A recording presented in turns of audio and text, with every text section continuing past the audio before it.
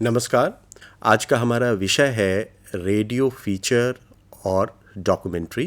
Radio feature को हम radio रूपक भी कहते हैं और रेडियो डॉक्यूमेंट्री को रेडियो वृत्त रूपक भी कहा जाता है। सबसे पहले हम चर्चा करेंगे रेडियो रूपक की कि रेडियो रूपक क्या है। रेडियो रूपक एक बहुत ही महत्वपूर्ण कार्यक्रम विधा है, बहुत ही मनोरंजक कार्यक्रम विधा है।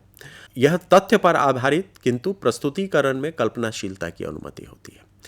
रेडियो रूपक एक ऐसी कार्यक्रम विधा है जिसकी सामग्री वास्तविकता पे आधारित होती है, तथ्य पे आधारित होती है, फैक्ट्स पे आधारित होती है। लेकिन जब हम उसका प्रस्तुतिकरण करते हैं तो उसमें हमें कल्पनाशीलता की, उसमें आप सृजनात्मक हो सकते हैं। उस प्रस्तुतिकरण में आप बहुत सारे काम कर सकते हैं, लेकिन आप जो सामग्री है उसके वास्तविकता और उसकी सत्यता के साथ कोई छेड़छाड़ नहीं कर सकते। जैसे मैं एक उदाहरण के लिए आपके सामने एक बात रख दूं कि मान लीजिए कि गंगा नदी पे हम एक रेडियो रूपक बनाने की सोच रहे हैं और गंगा नदी में जो प्रदूषण हो रहा है वह हमारा मुख्य विषय है कि गंगा नदी के प्रदूषण पे हम एक रेडियो रूपक बनाना चाहते हैं। अब गंगा नदी के प्रदूषण से की जो वास्तविकता है उससे संबंधित जो तथ्य है उनसे कोई खिलवाड़ नहीं हो सकता, उसमें कोई परिवर्तन नहीं हो सकता, उसमें किसी भी कल्पनाशीलता की अनुमति नहीं होती है। किंतु उस तथ्य को, उस वास्तविकता को आप कैसे प्रदर्शित करें ताकि आप अपने श्रोताओं को आकर्षित कर सकें, आप अपने श्रोताओं को बांध सकें, उसको कैसे इस प्रकार से प्रस्तुत करें कि वो लोगों के हृदय को छुए, लोगों को प्रभावित करे और वो सोचें गंगा नदी के प्रदूषण के बारे में और उस प्रदूषण को रोकने में उनकी भूमिका कैसे हो। तो अपने श्रोताओं को इसके लिए विवश कर पाने के लिए जो भी कल्पनाशीलता, जो भी सृजनात्मकता की ज़रूरत है आप रेडियो रूपक में कर सकते हैं। जैसे आप गंगा नदी को एक पात्र के रूप में विकसित कर सकते हैं। आप गंगा नदी की पीड़ा, गंगा नदी का जो पात्र है वो अपनी पीड़ा खुद कह सकती है रेडियो रूपक के माध्यम से। लेकिन जो गंगा नदी कहेगी या जो बातें गंगा नदी श्रोताओं के सामने रखेगी उसमें कोई कल्पनाशीलता नहीं हो सकती। वो बिल्कुल तथ्य पे आधारित होनी चाहिए, वो बिल्कुल वास्तविकता पे आधारित होनी चाहिए। तो इसलिए है कि रेडियो रूपक तथ्य पे आधारित है लेकिन प्रस्तुतिकरण में कल्पनाशीलता की अनुमति है। रूपक लिखने एवं प्रस्तुत करने के लिए सृजनशीलता की आवश्यकता होती है। ये रेडियो रूपक जैसे बहुत सारे जो हमारी कार्यक्रम विधाएं हैं, जैसे रेडियो वार्ता की बात हम ले लें, गंगा नदी के ही उदाहरण को हम ले लें तो गंगा नदी के प्रदूषण पे एक रेडियो वार्ता भी लिखी जा सकती है। तो रेडियो वार्ता सामान्य तरीके से बिल्कुल सीधे साधे तरीके से एक वक्ता एक आलेख तैयार करता है और उसका वाचन करता है और श्रोताओं को गंगा नदी के प्रदूषण से संबंधित जो जानकारियां हैं वो जानकारियां उनको उपलब्ध कराता है। लेकिन उसी विषय पे जब हम रेडियो रूपक बनाते हैं तो उसके लेखन में, उसके आलेख के लेखन में और उसको प्रस्तुत करने में भी कल्पनाशीलता की पूरी अनुमति होती है। इन लेखन हम रेडियो रूपक के लिए कैसे करते हैं और प्रस्तुतिकरण में हम किन चीज़ों का ध्यान रखते हैं और कैसे उसको आकर्षक बनाते हैं, इन सभी चीज़ों पर हम अभी चर्चा करेंगे। अनेक विषयों पर रेडियो रूपक बनाया जा सकता है। अनंत विषय, रेडियो रूपक बनाने के लिए अनंत विषय हैं, विषयों की कोई कमी नहीं है।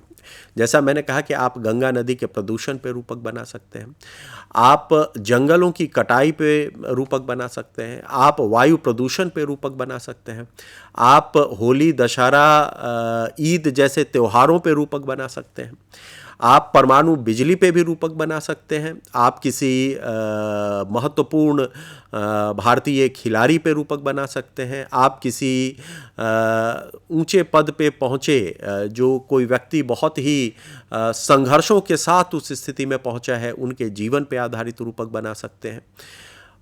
आप डेयरी एक उद्योग के रूप में कैसे एक अच्छा विकल्प हो सकता है हमारे युवाओं के लिए, उस पे भी रूपक बना सकते हैं। आप अलग अलग जो पक्षी हैं, अलग अलग जो जानवर विलुप्त हो रहे हैं, उन पे रूपक बना सकते हैं। तो अनंत विषय हैं, कोई विषय अछूता, कोई क्षेत्र अछूता नहीं बचता जिस पे रेडियो रूपक नहीं बनाया जा सकता है। इसलिए रेडियो रूपक के लिए जो विषय हैं वो बहुत ही असीमित है, बहुत ही विस्तृत है, और आप विभिन्न विषयों पर, विभिन्न क्षेत्रों के विभिन्न विषयों पर आप रेडियो रूपक बना सकते हैं। पहले हम रेडियो रूपक की विस्तृत चर्चा करेंगे और उसके बाद हम रेडियो वृत्त रूपक की भी चर्चा करेंगे। लेकिन मैं इससे पहले एक चीज़ स्पष्ट करना चाहता हूं आपके सामने कि रेडियो रूपक और रेडियो वृत्त रूपक के बीच अंतर बहुत ही पतला अंतर है, बहुत ही महीन अंतर की रेखा है। और जहाँ तक विषय की बात हम लें या तो रेडियो डॉक्यूमेंट्री जो है, रेडियो वृत्त रूपक भी है, वह भी बहुत सारे विषयों पर बनाई जा सकती है और वह भी इस तथ्य पे आधारित होती है, वास्तविकता के पर आधारित होती है। लेकिन रेडियो रूपक से रेडियो वृत्त रूपक कैसे भिन्न है, यह भी हम इस सत्र में हम उसकी चर्चा भी करेंगे। अब हम देखते हैं कि रेडियो रूपक के प्रमुख अवयव क्या हैं, किन अवयवों से मिलकर एक रेडियो रूपक बना होता है। इसमें एक अवयव है उच्चरित शब्द है, फिर संगीत है, फिर ध्वनि प्रभाव है और फिर मौन है। यदि आप देखेंगे तो ये जो चारों अवयव हैं, ये रेडियो के विभिन्न जो कार्यक्रम हैं उनके ही महत्वपूर्ण अवयव हैं। और रेडियो रूपक चूँकि एक बहुत ही महत्वपूर्ण विधा है, एक बहुत ही रोचक विधा है, तो उस विधा में इन चारों अवयवों का प्रयोग हम करते हैं। जैसे उच्चरित शब्द की अगर हम बात करें तो उच्चरित शब्द जो होते हैं, जो बोले गए शब्द हैं, उच्चरित शब्द और लिखे गए शब्दों में अंतर होता है। जब हम पुस्तक के लिए लिखते हैं, जब हम लेख जो कि किसी अखबार में छपेगा या किसी पत्रिका में छपेगा या किसी वेबसाइट पर आएगा लिखित शब्दों के रूप में, उसके लिए जब लिखते हैं, और जब हम किसी ऐसे कार्यक्रम के लिए लिखते हैं जो कि बोला जाएगा, जैसे रेडियो के कार्यक्रम है या रेडियो का भी अब विस्तार है, ऑडियो जो कार्यक्रम है हमारे वो वेबसाइट्स पे भी उपलब्ध हैं, इंटरनेट रेडियो भी उपलब्ध है, वो अलग अलग वेबसाइट पे पॉडकास्ट के रूप में भी उपलब्ध है। तो कहने का अर्थ ये है कि जो भी श्रव्य कार्यक्रम है, जो ऑडियो कार्यक्रम है, वो उनको जब हम लिखते हैं तो वो बोले जाने के लिए लिखे जाते हैं। तो लिखित शब्द और उच्चरित शब्द में अंतर होता है, और जब हम लिखते हैं दोनों के लिए तो उस लेखन में भी फर्क होता है, उस लेखन में भी अंतर होता है। इसलिए जब भी श्रव्य कार्यक्रमों के लिए जब हम आलेख लिखते हैं तो ये बहुत ही स्वाभाविक सी चीज़ है कि उसे हमें बोल के पढ़ के देखना चाहिए। जब हम उसका स्व संपादन करते हैं, जो एक पहला चरण जो संपादन का होता है आलेख का, वो हम खुद से करते हैं, और उसको जब हम खुद से करते हैं तो हम बोल के देखते हैं कि क्या ये बोले जाने के लिए ये आलेख उचित है या अच्छा लग रहा है या उपयुक्त लग रहा है कि नहीं।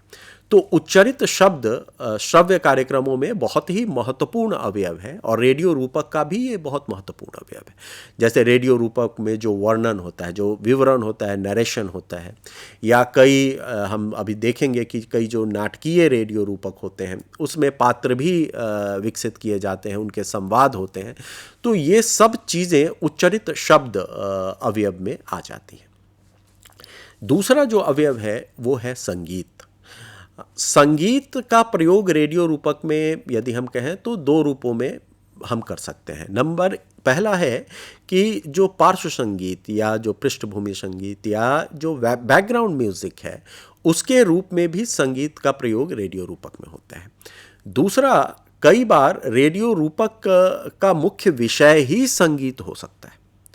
हम किसी राग पे रेडियो रूपक बना सकते हैं, हम किसी संगीत की विशिष्ट शैली पे रेडियो रूपक बना सकते हैं, हम किसी संगीतकार के काम पे रेडियो रूपक बनाते हैं। तो उन स्थितियों में संगीत मुख्य विषय हो जाता है रेडियो रूपक। लेकिन जब हम बाकी दूसरे विषयों पर रेडियो रूपक बनाते हैं तो उन स्थितियों में हम पार्श्व संगीत, जो बैकग्राउंड म्यूजिक है, जो पृष्ठभूमि संगीत है, उसके रूप में भी संगीत का प्रयोग किया जाता है, ताकि एक रूपता न रहे, ताकि एक जो उचित और उपयुक्त वातावरण है उसका निर्माण किया जा सके पृष्ठ पार्श्व संगीत के माध्यम से। तो पार्श्व संगीत के भी कई कार्य हैं जो हम आगे देखेंगे कि रेडियो रूपक में उनका हम किस प्रकार से प्रयोग करते हैं। तो संगीत भी एक महत्वपूर्ण अवयव है रेडियो रूपक का। जो तीसरा है ध्वनि प्रभाव। ध्वनि प्रभाव का मुख्यतः जो कार्य हम करते हैं, जैसे यदि आप शहर की बात कर रहे हैं या शहर में जो प्रदूषण है उसकी बात कर रहे हैं, तो शहरों में जो प्रदूषण है उसका एक महत्वपूर्ण कारक वहाँ का यातायात है, वहाँ का ट्रैफिक है, वहाँ कारों की बढ़ती संख्या है। तो यदि हम जब कारों की बढ़ती संख्या की बात करते हैं और शहर के प्रदूषण की बात करते हैं, तो उस समय यह आवश्यक है कि अगर हम यातायात की बात कर रहे हैं, बढ़ते यातायात की बात कर रहे हैं, बढ़ते वायु प्रदूषण की जो कारों के कारण आ रही है उसकी बात कर रहे हैं, तो उस समय हम ऐसे वातावरण का निर्माण करना आवश्यक हो जाता है हमारे श्रोताओं के लिए, ताकि वो ये सोच सकें, इसकी उनके दिमाग में वो ध्वनि चित्र आ सके बढ़ते ट्रैफिक का। तो हम जो ट्रैफिक का जो शोर होता है उसके ध्वनि प्रभावों का हम प्रयोग करते हैं, क्योंकि हम सब जानते हैं कि जो रेडियो है या जो श्रव्य माध्यम है हमारे पास, वहाँ हमारे पास ध्वनि ही एकमात्र तरीका है किसी भी चीज़ को चित्रित करने के लिए। हमारे पास चित्र नहीं होते, हमारे पास विजुअल्स नहीं होते टेलीविज़न की तरह या छपे हुए माध्यमों की तरह भी। छपे हुए माध्यमों के पास भी विजुअल्स होते हैं, वो चित्र, रेखा चित्र का प्रयोग कर सकते हैं, लेकिन जब हम श्रव्य माध्यम की बात करते हैं तो हमें सब कुछ ध्वनि या साउंड के माध्यम से ही प्रस्तुत करना होता है। और यदि हम एक अच्छा रूपक बनाना चाहते हैं तो यह आवश्यक है कि हम जिन चीज़ों की बात कर रहे हैं उनका ध्वनि चित्र, उनका एक चित्र हमारे श्रोताओं के दिमाग में उपस्थित हो, क्योंकि वो वास्तविक चित्र नहीं देख पा रहे हैं। तो उसका ध्वनि चित्र यदि श्रोताओं के दिमाग में उपस्थित होगा तो वो उस कार्यक्रम को अधिक अच्छा महसूस करेंगे, उनका प्रभाव ज़्यादा पड़ेगा, हमारे श्रोता हमसे जुड़े रहेंगे। तो ध्वनि प्रभाव भी बहुत महत्वपूर्ण है, रेडियो रूपक में भी महत्वपूर्ण है, रेडियो वृत्त रूपक में भी महत्वपूर्ण है। ये जो उच्चरित शब्द हैं और संगीत हैं, इन दोनों का प्रयोग रेडियो रूपक और रेडियो वृत्त रूपक दोनों में किया जाता है। ध्वनि प्रभाव भी किए जाते हैं। मौन जो एक चौथा और बहुत ही ये कहीं से भी कम महत्वपूर्ण अवयव नहीं है किसी भी श्रव्य कार्यक्रम का। जब हम मौन की बात करते हैं तो मौन में दो तरह की चीज़ें आ सकती हैं। एक तो जो शब्दों के बीच जो शांति है या जो वाक्यों के बीच जो मौन होता है वो बहुत ही आवश्यक होता है। जब हम लेखन की ही बात करते हैं तो जब आप शब्दों के बीच जो स्थान छोड़ते हैं, खाली स्थान छोड़ते हैं, दो वाक्यों के बीच जो पंक्तियों के बीच जो खाली स्थान होता है, जो अनुच्छेदों के बीच खाली स्थान होता है, वो बहुत आवश्यक होता है उस सामग्री को समझ पाने के लिए। आप कल्पना करें कि शब्दों के बीच कोई स्थान नहीं है, लगातार लिखे गए हैं, पंक्तियों के बीच कोई स्थान नहीं है, ना अनुच्छेदों के बीच कोई स्थान है, तो वह सामग्री समझ पाना कितना कठिन होगा। वही चीज़ श्रव्य माध्यम में भी है। जब हम बोलते हैं तो शब्दों के बीच हम महत्वपूर्ण अंतराल छोड़ते हैं, वाक्यों के बीच अंतराल छोड़ते हैं। तो ये आवश्यक होता है यह मौन, ताकि हमारे श्रोता हम जो कह रहे हैं उसको समझ पाए। कई बार मौन का बहुत ही रचनात्मक प्रयोग भी होता है। जैसे हमने कई बार देखा कि कोई बहस चल रही है, कोई वाद विवाद चल रहा है और वो बहुत तीव्र होता जा रहा है और उसके बाद एक शांति अगर छा जाती है तो वह कुछ संदेश भी देती है। जैसे कई बार ऐसे दृश्य आपने देखे होंगे फिल्मों में भी, टेलीविज़न में भी और रेडियो में भी, श्रव्य कार्यक्रमों में भी देख सकते हैं कि किसी पात्र की माँ अंतिम अवस्था में है, वो मृत्यु के करीब हैं और वो कुछ बोल रही हैं और अचानक शांति छा जाती है। तो वह मौन भी बहुत कुछ कहता है कि उसका क्या अर्थ है। तो मौन भी एक महत्वपूर्ण अवयव है। इसका प्रयोग दोनों में, रेडियो रूपक में, रेडियो वृत्त रूपक में भी किया जाता है। अगर हम रूपक वृत्त रूपक में कोई किसी का हम साक्षात्कार ही ले रहे हैं, कोई व्यक्ति, कोई जो संबंधित व्यक्ति है उस विषय से वो अपनी पीड़ा बता रहा है, जो अभी हमने देखा कि कोविड के दौरान बहुत सारे लोगों की आजीविका चली गई, उसी में से किसी एक व्यक्ति की पीड़ा अगर वो बता रहा है रूपक या वित्त रूपक में, और बोलते बोलते वो अपना दर्द बयां करते करते वो शांत हो जाता है, चुप हो जाता है, और उस मौन को जब हम रखते हैं अपने कार्यक्रम में तो वह बहुत संदेश भी देता है। तो मौन भी बहुत ही महत्वपूर्ण अवयव है रेडियो रूपक का और रेडियो वृत्त रूपक का भी। रेडियो रूपक के अगर हम प्रकारों की बात करें तो ये वर्गीकरण कई आधारों पे किया जा सकता है, विषय के आधार पे भी किया जा सकता है। जैसा मैंने कहा कि रेडियो रूपक कई विषयों पर बनाए जा सकते हैं, तो उनके आधार पे भी हम वर्गीकरण कर सकते हैं। यहाँ जो हमने रेडियो रूपक का वर्गीकरण किया है वो प्रस्तुतिकरण के आधार पे किया है कि रेडियो रूपक को जिस प्रकार से हम प्रस्तुत कर सकते हैं उसके आधार पर भी रेडियो रूपक को हम दो प्रकारों में बांट सकते हैं। एक तो नाटकीय रूपक है और दूसरा वर्णनात्मक रूपक है। विषय के आधार पे भी बहुत सारे वर्ग हो सकते हैं रेडियो रूपक के। विज्ञान पे आधारित हो सकता है, साहित्य पे आधारित हो सकता है, या समसामयिक घटनाओं पे आधारित हो सकता है, तो बहुत खेल पे आधारित हो सकता है, तो विषय के आधार पे भी कर सकते हैं। यहाँ जो हमने वर्गीकरण किया है वो रेडियो रूपकों का प्रस्तुतिकरण, कैसे हम रेडियो रूपक को प्रस्तुत करते हैं उसके आधार पे किया है, और उसके आधार पे हमने रेडियो रूपक को दो वर्गों में बांटा है। एक वर्णनात्मक रूपक है और दूसरा नाटकीय रूपक है।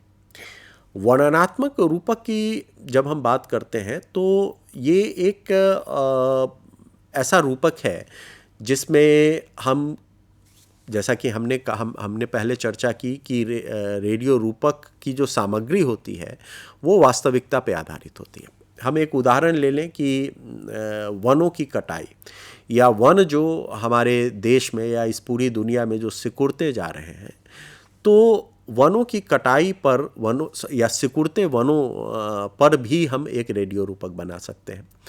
अब यदि हम वर्णनात्मक रेडियो रूपक इसी विषय पर बनाते हैं तो उसको प्रस्तुत करने का तरीका अलग होगा, और यदि हम नाटकीय रूपक बनाते हैं इसी विषय पर, सिकुड़ते वनों के पर ही यदि हम नाटकीय रूपक बनाते हैं तो उसके प्रस्तुतिकरण का तरीका अलग होगा। अब हम जैसे वर्णनात्मक रूपक की हम बात करें तो वर्णनात्मक रूपक का मुख्य अवयव जो है वर्णन अथवा विवरण, और इस वर्णन या विवरण का वाचन किया जाता है। ठीक है, वाचन एक स्वर अथवा एक से अधिक स्वरों में किया जा सकता है। ठीक, वर्णनात्मक रूपक विषय का वर्णन प्लस प्रासंगिक साक्षात्कारों के अंश प्लस आवश्यक पार्श्व संगीत प्लस ध्वनि प्रभाव, इन चारों चीजों को हम जब जोड़ देते हैं तो मुख्यतः एक वर्णनात्मक रूपक बनता है। यानी अगर हम सिकुड़ते वनों की बात करें तो वन कैसे कम होते जा रहे हैं भारत में या विश्व में, वन, उस पे एक पूरा नरेशन, उसका एक पूरा विवरण आलेख में लिखा जाएगा। ठीक है, कैसे वो सिकुड़ते जा रहे हैं, सिकुड़ने के क्या कारण हैं, उनके क्या दुष्प्रभाव हैं, उनके क्या दुष्प्रभाव हमारे जीवन पर पड़ रहा है, हम इस बहुत ही गंभीर समस्या पर कैसे काबू पा सकते हैं, यानी उसके उपाय क्या क्या हो सकते हैं। तो इन सब चीज़ों को समेटे हुए जो आलेख लिखा जाएगा या जो वर्णन लिखा जाएगा उसका वाचन किया जाएगा, और ये वाचन एक स्वर में भी हो सकता है, एक से अधिक स्वर में भी हो सकता है, दो वाचक भी हो सकते हैं इसके, एक वाचक ही हो सकता है इसका। और जब हम इसका वाचन करेंगे, इसके अतिरिक्त हम जो संबंधित विशेषज्ञ हैं, जो वनों पे शोध कर रहे हैं, जो पर्यावरण पे शोध कर रहे हैं, उनका साक्षात्कार ले सकते हैं। वनों को बचाने के लिए पूरा वन विभाग है, मंत्रालय होता है, उनके जो अधिकारी हैं उनका साक्षात्कार ले सकते हैं कि हमारी सरकार क्या प्रयास कर रही है कि वनों का जो वन जो सिकुड़ रहे हैं, वनों का जो क्षेत्रफल कम हो रहा है उसको कैसे रोका जाए और उसको कैसे बढ़ाया जाए, तो उनका साक्षात्कार भी लिया जा सकता है। वनों में रहने वाले जो हमारे आदिवासी भाई बहन हैं, जिनकी आजीविका, जिनका जीवन सब कुछ वन पे आधारित है, उनको क्या समस्याएं आ रही हैं, उनके साक्षात्कारों को भी हम शामिल कर सकते हैं। इसके अतिरिक्त बहुत सारे स्वयंसेवी संगठन हैं जो इस पे पर्यावरण पे काम कर रहे हैं, नए वन लगाए जा रहे हैं, नए वृक्ष, बहुत सारे बंजर भूमि पे नए वृक्ष लगाए जा रहे हैं। तो इनमें, इन क्षेत्रों में जो कई महत्वपूर्ण काम करने वाली जो स्वयंसेवी संस्थाएं हैं, उनके लोगों का साक्षात्कार भी लिया जा सकता है। और इन साक्षात्कारों के अंश, पूरा का पूरा साक्षात्कार नहीं, साक्षात्कारों के महत्वपूर्ण अंश, उपयोगी अंश इस वर्णन में सम्मिलित किए जाते हैं, इंटीग्रेट किया जाता है उनको तर्कसंगत तरीके से, ताकि एक प्रवाह बना रहे। ये बहुत आवश्यक है। इसके अतिरिक्त आवश्यक ध्वनि जो संगीत है, पार्श्व संगीत है, वो भी उसके साथ लगाया जाता है। और जहाँ कहीं भी ध्वनि प्रभावों की ज़रूरत है, जैसे मैंने कहा कि अगर आप वन की बात कर रहे हैं तो पक्षियों का कलरव हो सकता है, शेर की आवाज़ हो सकती है।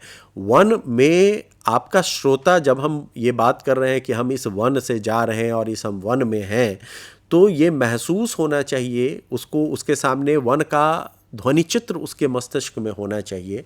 और वह मस्तिष्क में जो ध्वनि चित्र प्रस्तुत करने की बात है, उत्पन्न करने की बात है, उसमें ध्वनि प्रभावों का बहुत उपयोग होता है। और उन ध्वनि प्रभावों की सहायता से ही हम वो ध्वनि चित्र उत्पन्न कर सकते हैं।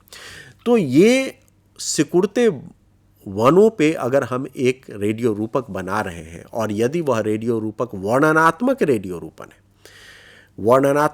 रूपक है, तो उसको हम इस तरीके से विकसित कर सकते हैं, उसको हम इन तरीकों से बना सकते हैं।